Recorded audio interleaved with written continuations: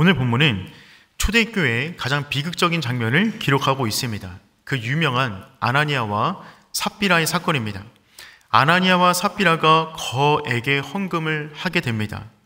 우리는 11조 하는 것도 마음이 버거운데 아나니아와 삽비라는 자신의 집을 정리하여 헌금을 했습니다. 그런데 일부를 했습니다. 그리고 헌금한 이후에 죽임을 당합니다.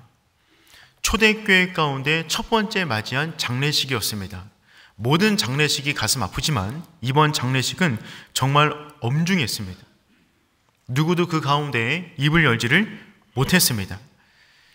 우리가 이 본문의 말씀을 대할 때마다 우리의 마음이 조금 버거운데, 특별히 이 당시 초대교회 성도들은 얼마나 마음이 버거웠을까요?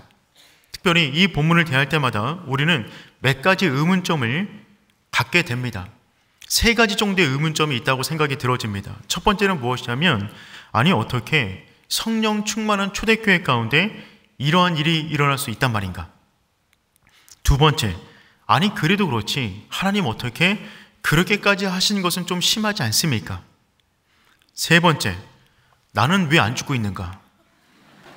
이 세 가지 궁금증이 우리 가운데 늘 있는 거죠. 어떤 분들은 이 본문을 대할 때마다 너무하다라고 하는 생각을 갖습니다. 그렇다면 여러분, 누구에게 너무한 겁니까?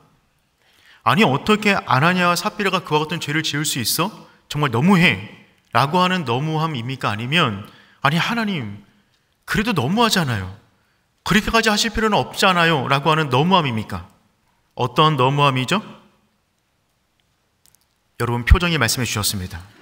오늘 이 본문의 말씀을 대할 때 우리가 성경에서 말하고 있는 이 사건의 중요한 부분을 함께 깨달을 수 있는 귀한 시간 되었으면 좋겠습니다. 사도행전 3장까지 오면서 초대교회는 정말 흔들림이 없었습니다. 계속해서 성령 충만했고 부흥에 나갔습니다. 그들은 성령을 오감으로 경험했어요. 귀로 들은 것이 아니라 그들의 온 오감을 통해서 성령을 경험했습니다.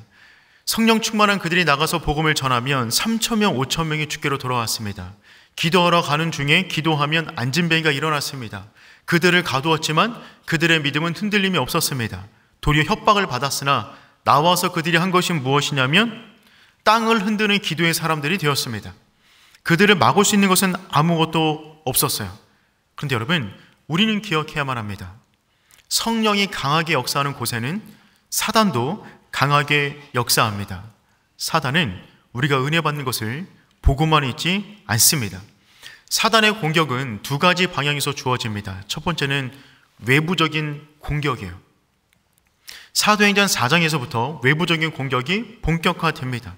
베드로와 요한이 감옥에 갇힙니다. 협박과 위협을 경험합니다. 어려움을 맞이했어요. 그런데 교회 역사 가운데 외부적인 핍박으로 인하여서 교회가 흔들린 적은 한 번도 없습니다. 교회는 그때마다 더욱더 단단하게 뭉쳤습니다. 그런데 두 번째 공격은 심각했습니다. 사단의 두 번째 공격은 무엇이냐면 내부를 흔드는 것입니다.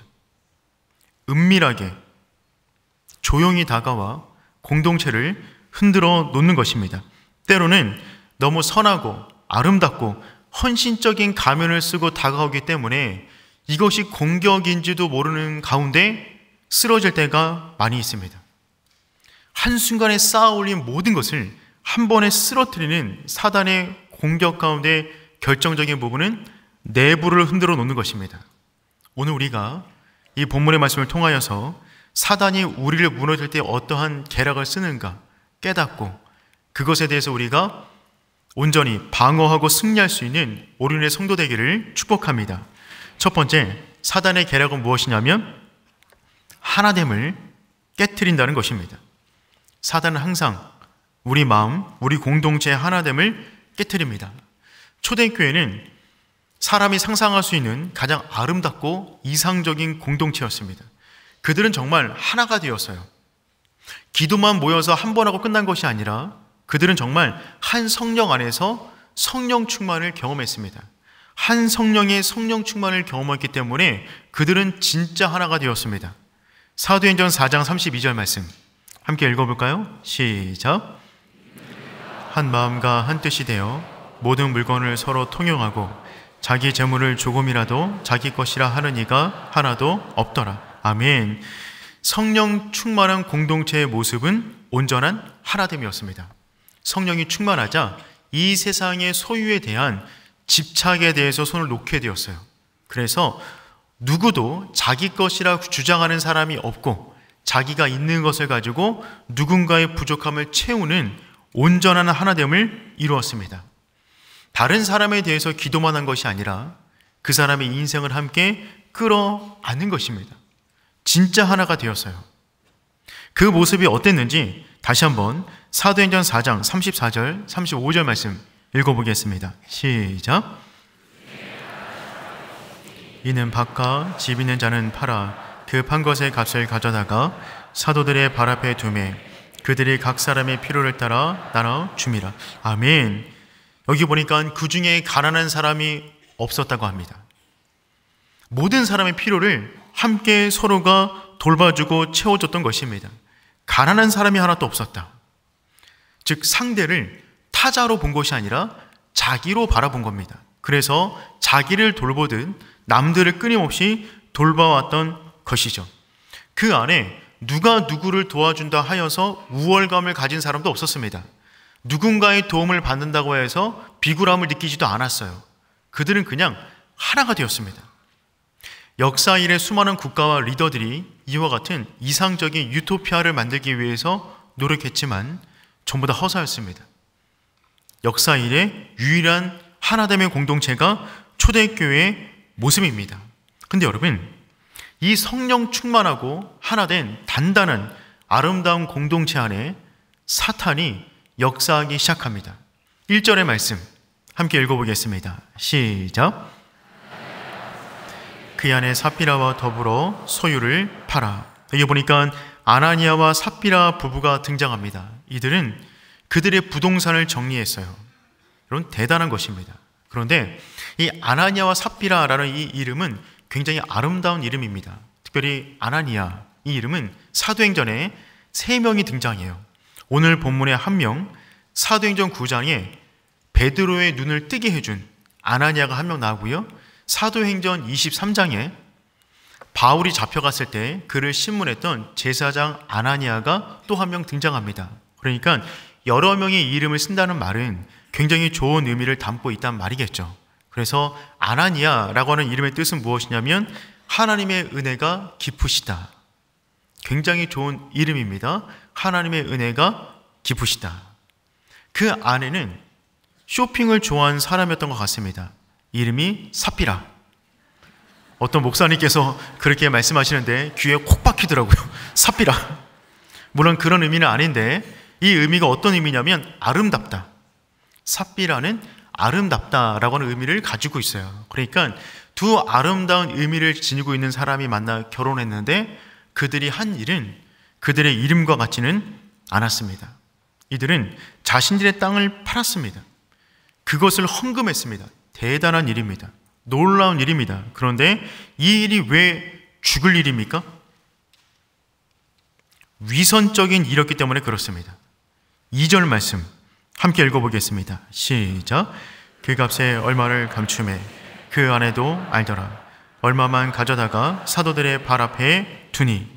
여러분, 이 부분은 땅을 정리했어요. 그것을 헌금하기 시작합니다. 그런데 그것의 일부를 감추고 일부를 헌금했는데 마치 전부를 헌금한 것처럼 행동하기 시작합니다.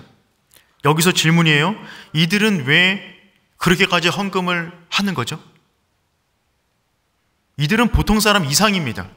우리는 헌금하고 싶어도 부동산을 정리하진 않잖아요. 그런데 이들은 그런 마음이 있던 사람들이었어요. 그런데 왜 이들은 그 중에 얼마를 감추고 얼마를 내면서도 전부 다 드렸다라고 그렇게 말을 했을까요? 이들을 헌금하게 만든 동기는 무엇이죠? 그것은 무엇이냐면 정말 성령 충만한 공동체 가운데 정말 성령 충만한 사람들을 본 거예요. 그래서 나도 저들처럼 되고 싶다라고 하는 마음이 생겨난 것입니다. 그런데 자기는 그런 존재가 아닌데 그런 존재가 받은 그 공동체 안에 존경을 받고 싶었던 것이죠.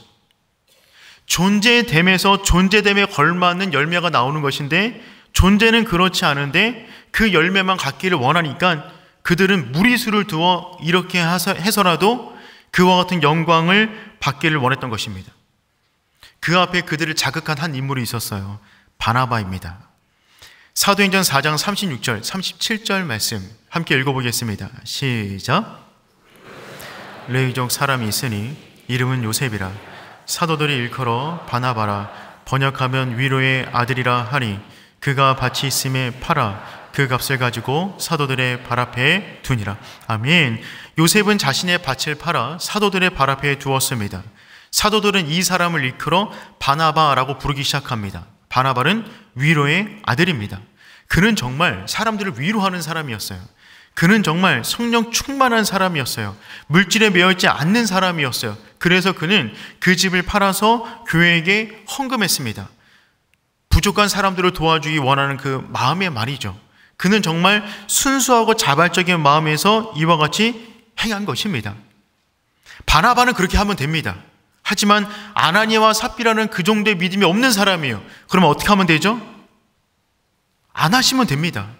그런데 자신의 재산을 팔아서라도 본인은 그렇지 않은데 그런 사람들이 받고 있는 존경을 받기를 원했던 것이죠.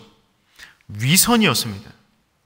성령 충만한 공동체 가운데 위선적 행동을 통해서라도 믿음이 있는 것처럼 보여지길 원했던 거예요. 현대사회는 위선도 선이라고 말하는 시대입니다. 동기가 무엇인지 간에 재산을 팔아서 누군가를 도와주면 선한 것 아니냐. 그래서 위선이 무서운 것입니다. 위선에 덫에 걸리기 시작하면 선과 악에 대한 구분점이 사라집니다. 위선은 그 졸개들이 있어요. 그들은 누구냐면 거짓, 자기 합리화, 자기 기만, 책임 회피, 형식화된 신앙입니다. 위선의 덫에 한 번만 빠지기 시작하면 성령의 역사는 사라집니다. 위선으로 가득 찬 공동체는 절대로 하나가 될 수 없어요. 사단은 성령 충만한 공동체가 위선과 거짓의 공동체가 되기를 원했던 것입니다. 성령 충만하지 않은데 성령 충만한 척합니다. 믿지 않는데 믿는 척합니다. 사랑하지 않은데 사랑하는 척합니다. 봉사하고 싶지 않은데 억지로 봉사하는 척합니다. 감사하지 않은데 억지로 헌금하는 척합니다. 위선적인 공동체는 그 자체가 저주입니다. 그 자체가 형벌받은 것입니다. 사단은 성령 충만한 그 공동체가 위선의 공동체가 되어서 스스로 자멸하기를 원했던 것입니다. 사단의 전략은 교묘해요. 위선도 선이라는 생각을 집어넣어서 위선적인 신앙생활을 하게 만듭니다. 그 공동체는, 그 내면은 이미 무너진 것입니다. 여러분, 위선은 심각한 죄입니다. 두 번째, 사단의 전략은 무엇이냐면 성령이 아닌 사탄의 생각을 따르게 만든다는 것입니다. 우리 3절 말씀 함께 읽어보겠습니다. 시작.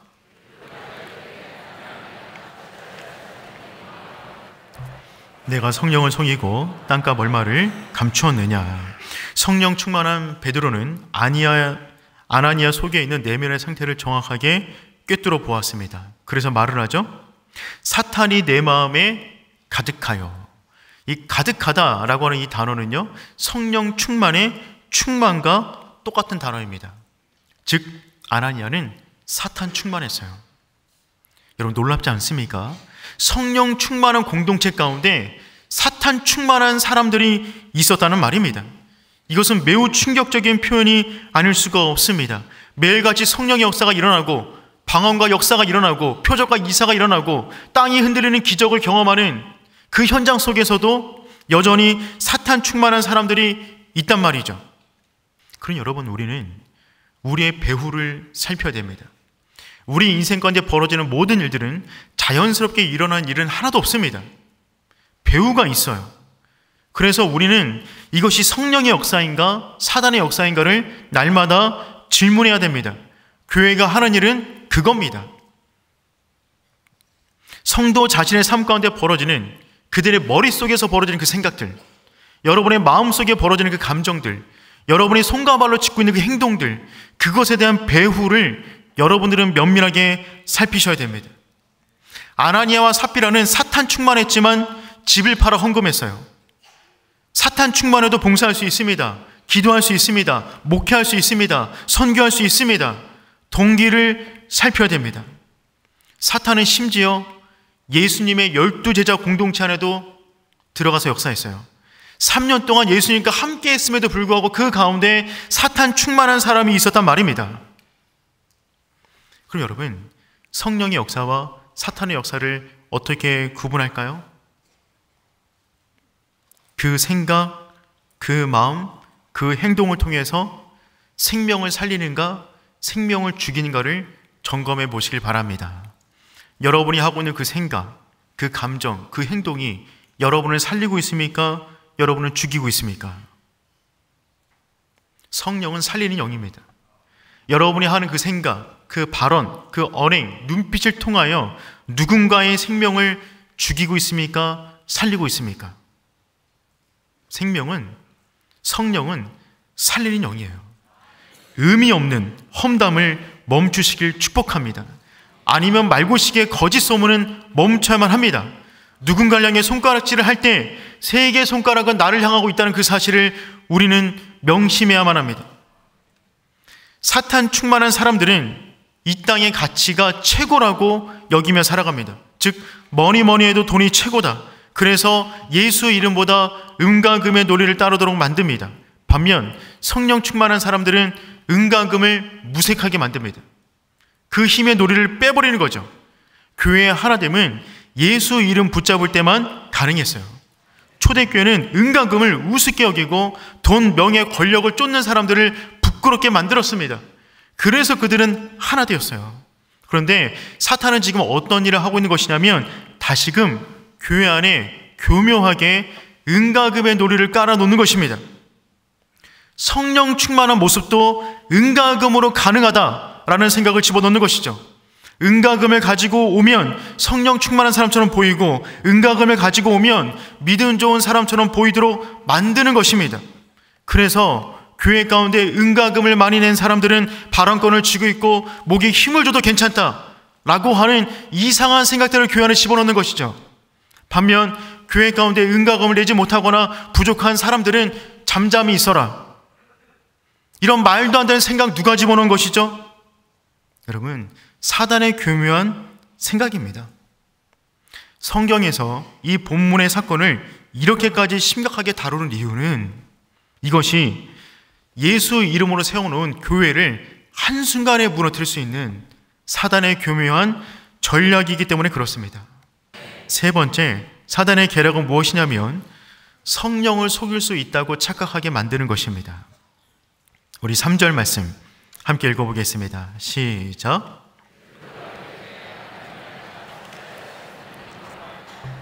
내가 성령을 속이고 땅값 얼마를 감추었느냐. 사단이 우리 속에 심어놓은 가장 파괴적인 생각은 무엇이냐면 성령을 속일 수 있다는 생각이에요. 아나니아와 삽비라는 성령을 속일 수 있다고 생각했습니다. 그래서 그 부분은 죄를 짓는데 하나가 되었어요. 2절에 보니까 그 값에 얼마를 감춤에 그 아내도 알더라. 서로 아는 일을 공모한 것입니다. 사실 아나니아와 삽비라는 자신의 땅을 팔아서 헌금하지 않아도 됩니다. 누가 그렇게 하라고 한 것도 아닙니다. 자발적으로 한 것뿐이에요. 재산을 정리하고 일부를 헌금해도 아무 상관없습니다. 문제는 무엇이냐면 그 모든 것을 다 한 것처럼 그렇게 헌금을 해도 하나님을 속일 수 있다고 생각한 그 생각이 잘못된 것입니다. 4절 말씀 보니까 다음처럼 되어져 있어요. 제가 한번 읽어볼게요. 땅이 그대로 있을 때에 내 땅이 아니며, 즉 땅이 그대로 있을 때 이거 너 땅이 아니냐, 굳이 팔 필요 없었잖아. 판 후에도 내 마음대로 할 수가 없더냐. 그걸 팔았으면 너 돈이니까 너 마음대로 할 수 있는 거잖아. 그런데 어찌하여 이 일을 마음에 두었느냐. 즉 성령을 속이면서 전부 다 했다는 거짓된 위선적인 신앙생활을 하는 그 마음이 어떻게 너 안에 들어갔냐는 것입니다. 이것은 사람에게 거짓말한 것이 아니라 하나님에게 한 것이다. 핵심은 헌금이 아니었어요. 물질이 아니었어요. 성령을 속일 수 있다고 생각하는 그 생각 자체였습니다. 여러분, 하나님은 부족해도 받으세요. 연약해도 받으세요. 쓰러져도 받으세요. 그런데 위선은 못 받으세요. 지금 위선적인 것을 올려드리니 하나님을 속일 수 있다고 생각하니 받을 수가 없다는 얘기입니다. 여러분, 성령님을 속이는 것은 심각한 신성 모독입니다. 누가복음 12장 10절 말씀 읽어볼까요? 시작. 인자를 거역하면 사하심을 받으려니와 성령을 모독하는 자는 사하심을 받지 못하리라. 여러분, 하나님을 속일 수는 없습니다. 그 순간에 아나니아가 그 말이 끝나자마자 그의 생명이 끝나게 됩니다. 5절 말씀 보니까 아나니아가 이 말을 듣고 엎드려져 혼이 떠나니 이 일을 듣는 사람이 다 크게 두려워하더라. 여러분, 하나님을 기만한 아나니아는 그 자리에서 죽임을 당하게 됩니다. 그 순간 초대교회 가운데 큰 두려움이 임했어요. 젊은 사람들이 그를 데려다가 장사하고 옵니다. 장사하는 동안에 아나니아가 죽었다는 소문도 퍼지지 않았어요. 왜냐하면 너무 두려웠기에 사람들이 이 입을 다 함구한 것입니다. 그래서 그의 아내도 몰랐어요. 3시간 있다가 삽비라가 도착합니다. 삽비라 역시 동일한 죄를 짓고 동일하게 말을 했어요. 그 순간에 초대교회 2번째 장례식이 진행됩니다. 9절 말씀 읽어보겠습니다. 시작. 너희가 어찌 함께 꾀하여 주의 영을 시험하려 하느냐. 보라, 내 남편을 장사하고 오는 사람들의 발이 문 앞에 이르렀으니 또 너를 메어 하니. 아멘. 여러분, 결국 거짓을 함께 공모하고 하나님을 속이려 했던 그 가정은 하나님의 굉장한 심판 앞에 쓰러지게 됩니다. 그 순간 그 교회는 다시 한번 두려움에 쌓였어요. 11절 말씀 읽어볼게요. 시작. 아멘. 오늘 본문 가운데 하나님을 두려워했다라는 표현이 2번 등장합니다. 초대교회 가운데 하나님의 엄청난 두려움이 휩싸였어요. 여러분이 이와 같은 초대교회를 다니고 있다고 생각해 보세요. 그럼 여러분 어떻게 하실래요? 아이고야, 무서워서 못 다니겠다. 다른 교회 가시겠습니까? 여러분, 그렇지 않았어요. 이 이후에 어떤 일이 벌어지냐면 그 교회는 하나님의 임재가 충만했어요. 거룩이 충만했어요. 더 하나 되었어요. 하나님의 기적과 역사가 더 크게 드러났습니다. 세상이 주는 두려움은 멀어지게 합니다. 가고 싶지 않게 만들어요. 그런데 하나님이 주는 경외심은 다가가게 만들어요. 더 알기를 원해요. 오묘하신 그분, 깊으신 그분을 더 알게 원하는 그 마음을 우리 가운데 일으킨단 말입니다. 여러분, 저는 우리 오륜교회가 그런 교회 되기를 소망합니다. 오늘 말씀의 결론을 맺도록 하겠습니다. 여러분, 초대교회가 될 수 있었던 이유는 아나니아와 삽비라의 문제를 다룰 수 있었기 때문에 그렇습니다. 초대교회는 우리 삶의 가장 민감한 문제인 위선과 거짓과 물질과 사단의 역사를 다룰 수 있는 교회였어요. 그 교회는 거룩한 교회입니다. 거룩함을 훼손하지 않았던 초대교회, 그래서 초대교회가 우리가 알고 있는 그 초대교회가 된 것입니다.